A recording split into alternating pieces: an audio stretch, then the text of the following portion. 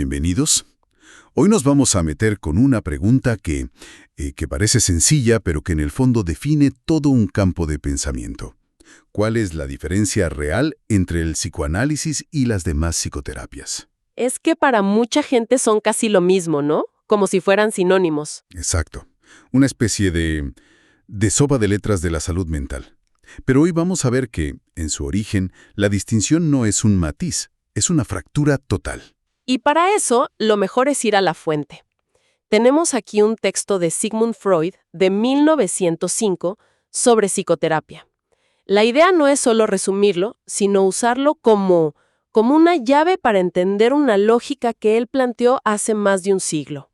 Una lógica que, me parece, sigue generando debate hoy. Totalmente. Y me parece clave empezar por el principio, porque Freud no se despertó un día con la idea del psicoanálisis ya armada. No, para nada. Él mismo usó la técnica estrella de su época, la hipnosis, por casi 10 años. Así que la pregunta es casi obligada. Si era la técnica del momento, ¿por qué la abandonó? O sea, ¿qué fue lo que no le funcionó? Esa pregunta es el punto de partida de todo. Freud, y lo cuenta en este texto, se encontró con dos problemas con la hipnosis. El primero era muy práctico, casi banal. A ver. No todo el mundo es hipnotizable. Así de simple. Entonces, como método universal, ya de entrada tenía un límite. Claro, si tu herramienta no funciona para todos, tienes un problema. Pero no suena a que eso sea suficiente para inventar algo completamente nuevo, ¿no? No, para nada. Ese era el problema menor. El segundo obstáculo fue mucho más profundo. Fue una objeción teórica. Y es la que lo cambió todo. Ah, se dio cuenta de que la hipnosis, y bueno, cualquier terapia que se base en la sugestión, funciona con una idea muy particular. No le interesa para nada de dónde viene el síntoma, ni qué significa. O sea, solo busca apagarlo. Exacto. Su único objetivo es suprimirlo. Es una técnica de encubrimiento. Es como si se te prende una luz en el tablero del coche y, en vez de ir al mecánico, le pones un pedazo de cinta negra encima para no verla. Esa es una analogía perfecta. El problema sigue ahí, solo que ya no lo ves. Claro. La sugestión le dice al paciente, esto ya no le va a doler. Esta angustia va a desaparecer. Pero nunca se pregunta, ¿y por qué apareció esa angustia? ¿Qué historia me está contando esa luz que se prendió? Entiendo. Ahí Freud entendió que eso, en el mejor de los casos, era un arreglo temporal. Y abandonar la hipnosis no fue un fracaso, fue la condición necesaria para poder inventar un método que sí se hiciera esas preguntas. Fue el nacimiento del psicoanálisis. Y me encanta que para explicar esta diferencia tan radical, Freud no usara un lenguaje clínico superdenso, se fue al mundo del arte. Sí, a una analogía brillante que le tomó prestada a Leonardo da Vinci. Es increíble. Y es de verdad una de las explicaciones más potentes y elegantes de toda su obra. Pone frente a frente dos artes, la pintura y la escultura. A ver, vamos a desglosar esa idea. Empecemos con la psicoterapia, que él la compara con la pintura. ¿Cómo funciona esa conexión? Bueno, Freud cita a Leonardo. Él decía que la pintura trabaja per via di porre. Esto se traduce como por la vía de poner o de añadir. De añadir, claro. Pensemos en un pintor. Tiene un lienzo en un anco y le va añadiendo capas. Capas de color, de pigmento. Deposita algo donde no había nada para crear una imagen. Ok, el proceso artístico es claro, pero ¿cómo se aplica eso a la terapia? De una forma muy directa. La psicoterapia, según Freud, y ojo, hay que aclarar que en este texto de 1905 él mete a todas las terapias no analíticas en esa bolsa. Entiendo, es su perspectiva de ese momento. Exacto, pues dice que esa psicoterapia funciona igual. Deposita algo en el paciente. Puede ser una sugestión, un consejo, una técnica de respiración, un pensamiento alternativo. Le añade algo. Justo. Le añade algo para que esa nueva capa sea más fuerte que la idea patógena, que el síntoma, y no lo deje manifestarse. Pero como él mismo dice, esta técnica no hace caso del origen, de la fuerza y la significación de los síntomas. Simplemente pone una capa de pintura encima. Pero, a ver, seamos justos. Esa analogía funciona hoy. Pienso en una terapia cognitivo-conductual, por ejemplo. Dudo que se vean a sí mismos como alguien que solo pinta encima. Esa es una objeción excelente y súper necesaria. Es clave recordar que estamos hablando de 1905. Claro. Para Freud, en ese momento, cualquier cosa que no fuera a buscar el inconsciente reprimido caía en la categoría de sugestión, o sea, de pintura. Hoy, un terapeuta cognitivo te diría, no, yo no estoy pintando encima, estoy remodelando la estructura del pensamiento. Exacto. Sin embargo, para la lógica freudiana, mientras no te preguntes el porqué de esa estructura en primer lugar, desde la historia infantil, desde el deseo, sigues trabajando en la superficie. Para él, la distinción era absoluta. Entendido. Aceptando esa lógica para esta charla entonces, si la psicoterapia es la pintura, un acto de añadir, ¿qué es el psicoanálisis? ¿Qué es la escultura? El psicoanálisis es la escultura, y la escultura, según Leonardo, trabaja per via di levare, o sea, por la vía de quitar, de retirar. La lógica inversa. Totalmente. Un escultor no le pega más mármol a un bloque. Al contrario, le saca todo el material que sobra, todo lo que no es la obra, para revelar la forma que en cierto modo ya estaba ahí adentro. Como decía Miguel Ángel, que él solo liberaba la figura que ya estaba en la piedra. Esa misma idea. El psicoanálisis no busca agregar nada. Ni un consejo, ni una técnica, nada nuevo. Su trabajo es restar, retirar. Investigar, no cubrir. Exactamente. Investigar la génesis del síntoma, entender la trama que lo sostiene para poder disolverlo. El trabajo no es tapar, es descubrir. Es una arqueología del alma, si usamos otra de sus metáforas. Ok, entiendo la idea de quitar, pero en la práctica, ¿cómo se hace? Suena un poco pasivo. O sea, ¿qué hace el analista para esculpir? ¿Cómo se quita algo sin añadir una sugestión? Ah, ahí está el arte del método. Y no es pasivo para nada. El cincel del analista es la interpretación. Pero interpretar es decirle a alguien lo que le pasa. Eso suena a poner algo. No, porque no interpreta para decirle lo que a usted le pasa es esto.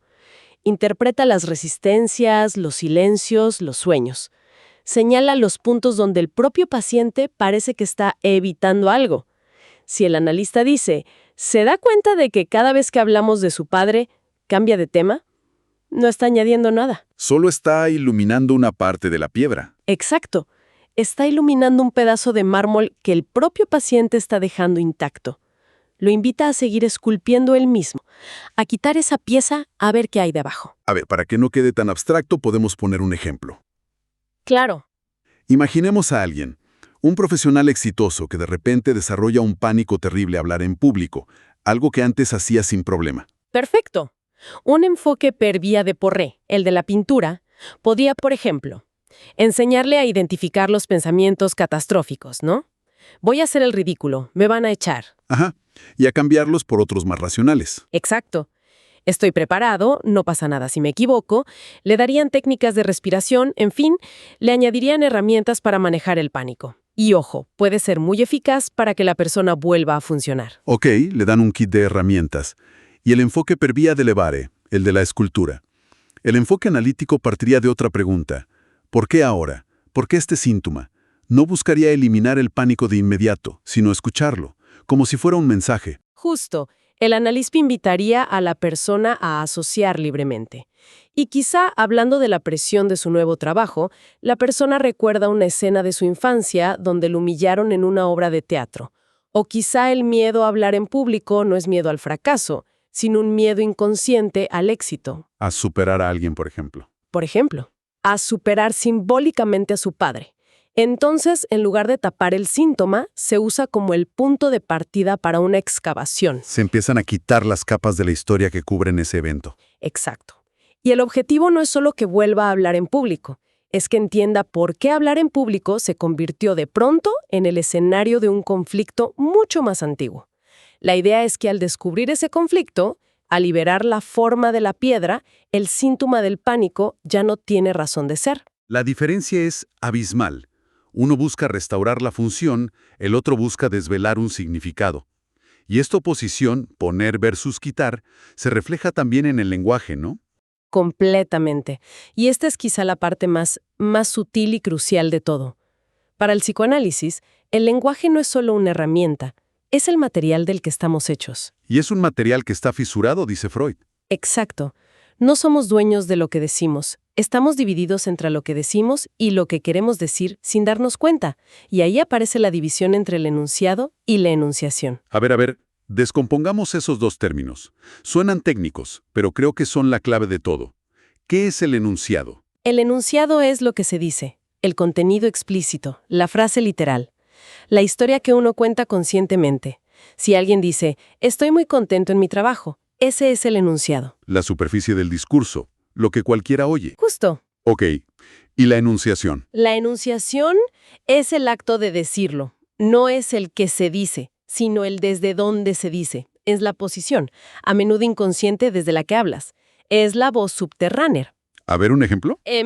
Estoy muy contento en mi trabajo. La enunciación podría estar en el tono demasiado enfático, o en que lo dice sin que nadie le pregunte, o en un pequeño titubeo. La enunciación podría estar diciendo, necesito convencerme de que estoy contento. Oh, le estoy demostrando a mi familia que no soy un fracaso. Exacto. La enunciación es donde viaja el deseo, el conflicto, la verdad del sujeto. Se me ocurre una imagen. El enunciado es la letra de una canción. La enunciación es la música. Qué buena analogía. Puedes cantar una letra feliz con una música tristísima y lo que se comunica es la tristeza. Ponden. Esto se pone cada vez más interesante. ¿A quién le responde cada uno? Las psicoterapias, en la lógica de Freud, de la pintura, le responden al sujeto del enunciado, a la letra. Si el paciente dice, necesito ser más asertivo, el terapeuta le da herramientas para la asertividad. Trabaja con la demanda consciente. Exacto. Toma el enunciado por su valor literal y busca fortalecer a ese yo que pide ayuda. Lo cual suena bastante lógico, ¿no? Si alguien pide ayuda para algo, se le da una solución para eso. ¿Y el psicoanálisis? El psicoanálisis hace lo contrario. Su escucha se dirige al sujeto de la enunciación, a la música. No responde a la demanda directa. No. Crea un espacio para que esa otra voz, la del inconsciente, pueda aparecer.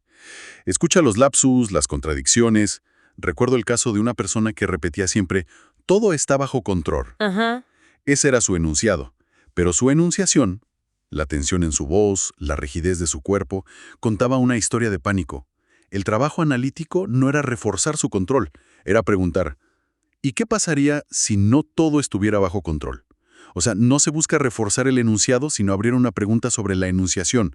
No se añade una afirmación, se quita una certeza. Exacto. Entonces, ves cómo todo conecta.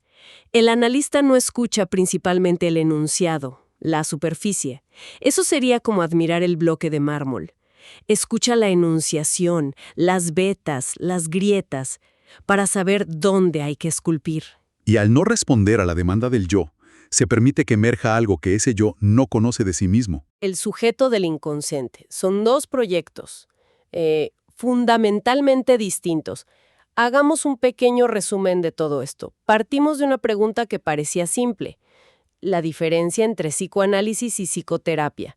Y la respuesta que nos da Freud en este texto es que no es una diferencia de grado, es una diferencia de naturaleza. Totalmente. Se resume en esa oposición de Leonardo, quitar versus poner, esculpir versus pintar, Un modelo busca suprimir los síntomas con sugestión. que es como una capa de pintura que se añade sobre el problema. Y para eso, él le habla al yo consciente, al sujeto del enunciado, a la letra de la canción. Mientras que el otro modelo busca descubrir el origen de sus síntomas, quitando las resistencias, ¿no? Y para eso escucha a esa voz subterránea, al sujeto de la enunciación, a la música que está debajo de las palabras. Y al hacerlo, no solo busca que el síntoma se vaya, sino revelar algo sobre el deseo fundamental de esa persona. El objetivo no es solo dejar de sufrir. No, es entender por qué se sufría de esa manera tan particular. El síntoma deja de ser un enemigo y se convierte en un mensajero, que trae una verdad para descifrar. Es increíble cómo una analogía del Renacimiento sigue siendo tan potente para explicar una idea psicológica tan compleja. Demuestra que las grandes ideas a menudo se pueden expresar con una simpleza y una belleza enormes. Y nos recuerda que la distinción, al final, es tan clara como la que hay entre un pincel y un cincel. Ambos crean obras de arte, pero sus métodos no podrían ser más opuestos. Exactamente. Y para cerrar, quiero dejar una idea para la reflexión que sale de todo esto que hemos hablado. Adelante. Si consideramos esta diferencia radical entre añadir una solución desde fuera y retirar un obstáculo para descubrir algo que ya está dentro, esto nos obliga a repensar la pregunta que alguien se hace antes de empezar una terapia. Ujú. Quizás la pregunta no es ¿qué terapia es mejor?, sino ¿qué es lo que estoy buscando realmente? ¿Busco adquirir una herramienta nueva para manejar un problema? ¿O busco entender por qué esa herramienta me parece necesaria en primer lugar? No hay una respuesta correcta, pero la pregunta en sí ya nos pone en uno de los dos caminos que exploramos